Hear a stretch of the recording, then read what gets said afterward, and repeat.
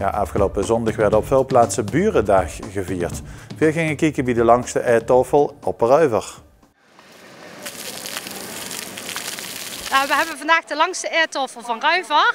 En het is eigenlijk van Nederland, maar alle eettafels van alle gemeentes die werden bijeen opgeteld. En dan proberen we de langste eettafel van Nederland mee te maken. Dus hier is het een van die groepen. Waar wordt nog meer gegeten op dan momenteel? Dat durf ik toch niet te zeggen. Overal in het land zijn initiatieven door iedereen gemaakt. Ja. En we hebben georganiseerd dat hier in Ruiver? Dat is een opstartende buurtvereniging De Bloem.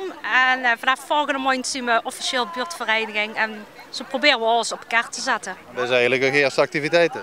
De eerste supergrote activiteit is het. Wat heb je geboft met het weer vandaag? Oh, geweldig hè? Ja, echt waar. Heel schoon, ja, en het is ook heel gezellig.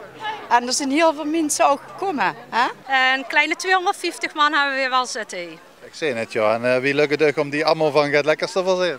Nou, we hebben gelukkig heel veel gesponsord gekregen door de plaatselijke winkeliers. En heel veel buitenlandse mensen hebben we bereid gevonden om verschillende hapjes te maken, zodat we verschillende culturen hebben. Van het multicultureel vandaag? Ja, natuurlijk. We doen ons best ermee.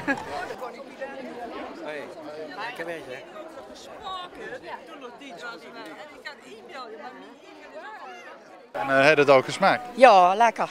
Lekker, jawel. Dat is allemaal heel lekker. Ja, ook die hapjes.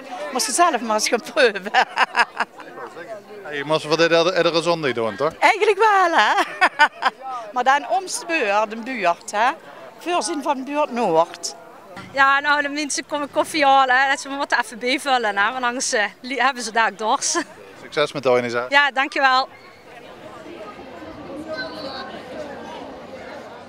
Ruiver was niet de enigste plaats waar Burendag werden gevierd. Overal in onze regio werden initiatieven gehaaien. Zo werden in Sint-Odiliënberg een nieuwe speeltuin geopend. Daar kreeg de naam Het Fakkeltje. En nu maar hopen dat de hun in Sint-Odiliënberg de beurtjes goed kunnen lezen en anders haar baasjes wel.